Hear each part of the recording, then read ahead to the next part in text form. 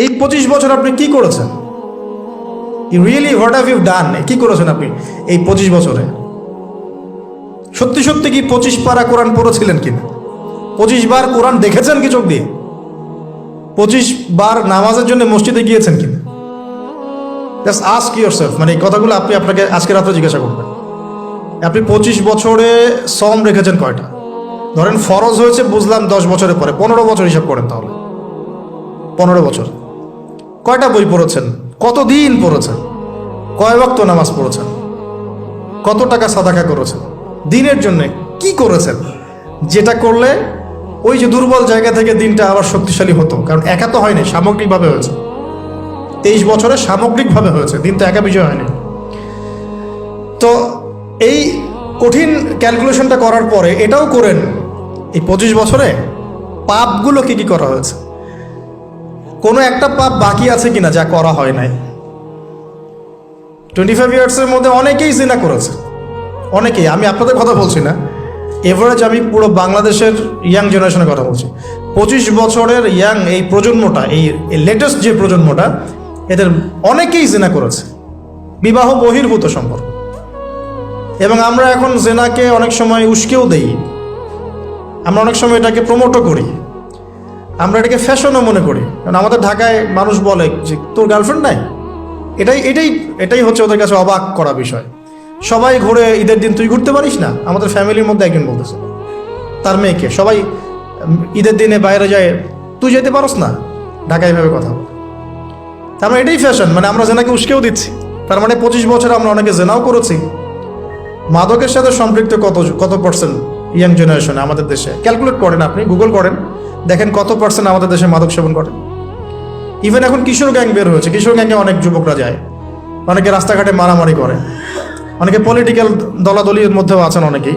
এবং এখানে ভাই ভাই রক্ত ঝরাই আমরা। উভয় মুসলিম, কিন্তু উভয় মুসলিম, জুমার দিন একসাথে নামাজ পড়ে। তাহলে এটা কোন দর্শন যেটা আমার ভাইকে শত্রু বানিয়ে দিল, আর পশ্চিমারা গাছের আড়ালে বসে বসে হাসছে? কারণ এই দর্শনগুলো তো ওরাই দিয়েছে। তো 25 বছরের পাপগুলো একটু ক্যালকুলেট করি। প্রিয় দিনী বোন, একটু হিসাব করবেন যে 25 বছর আপনি কতদিন পর্দা করেছেন, কত 25,000 মানুষ আপনার চেহারা দেখেছে কিনা? এই 25 বছরে কত হাজার মানুষ আপনার চেহারা দেখেছে? আর ছেলেরা আপনাকে দেখলে কখনো চেহারা সুরত দেখে না। বেগানা নারীর দিকে একটা ছেলে যখন তাকায় এবং সেক্সুয়াল ডিজায়ার নিয়ে তাকায়, তখন সে চোখ দিয়ে তাকে রেপ করে। ভেরি সরি টু সে যে আপনি প্রচুর চোখ দিয়ে রেপ হয়েছেন প্রিয় দিনী বোন। অনেকেই আপনাকে চোখ দিয়ে রেপ করেছে, আপনি বুঝতেই পারেন নাই। তো এই 25 ইয়ার্স আমরা অনেক কিছুই করেছি, অনেক কিছু করি নাই। এখন একটু আজকে সাদা একটা কাগজ নিয়ে আমরা একটা হিসাব করব যে আমরা 25 বছরে কি কি করেছি, কি কি করি নাই, কি কি পাপ করেছি, কি কি করি নাই, কি কি পুণ্য করেছি, কি কি করি নাই। আমি আগে মনে করতাম যে একটা খালেস তওবা ইনশাআল্লাহ আল্লাহ পাক সব মাফ করে দিবেন।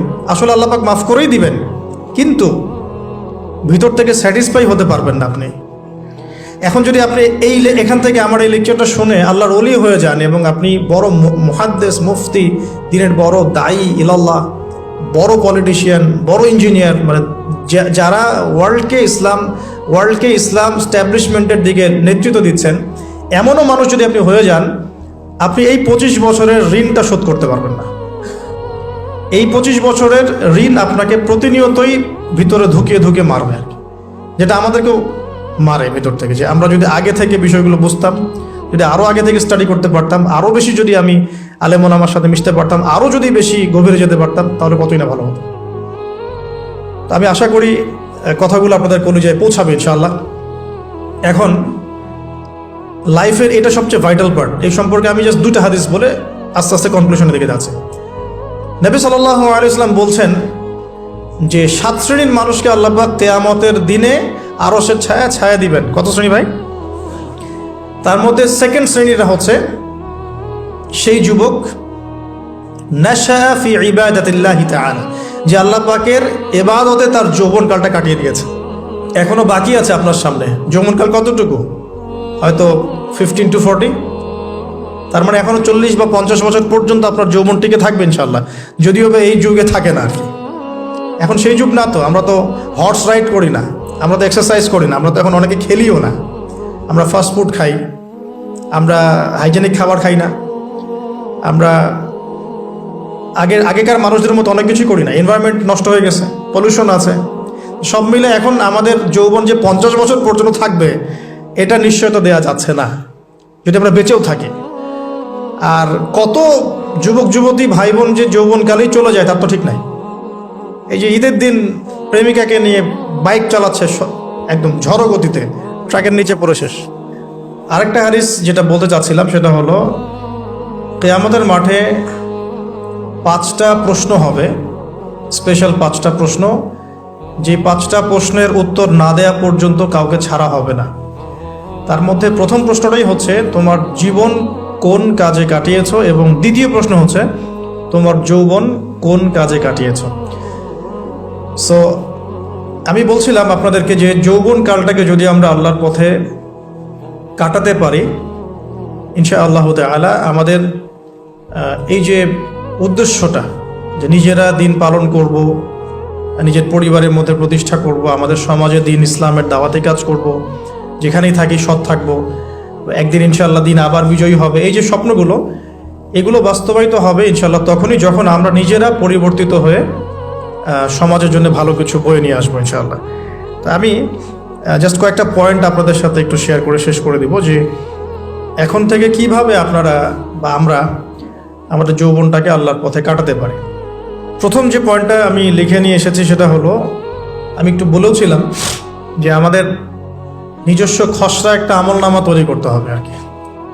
আজকে আমরা সেটা করতে পারি বাসায় গিয়ে, যে আমরা যদি আমাদের গড় আয়ু হয় 60 বছর, তাহলে আমরা এখন কতটুকু সময় পেতে পারি, আর এই সময়টুকুর মধ্যে আমাদের টার্গেট কি, আমরা আসলে কী চাচ্ছি, কী অ্যাচিভ করতে চাই, যা চলে গেছে এই সময়টুকুর মধ্যে আমরা কিভাবে আল্লাহর রহমত পাবো, ক্ষমা পাবো কিভাবে।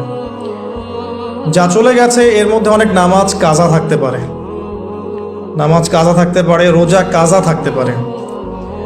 অনেক সময় এমন হতে পারে যে আমরা অন্যের হকও নষ্ট করেছি। প্রথম যে কাজটা করা উচিত সেটা হলো খালেস তওবা।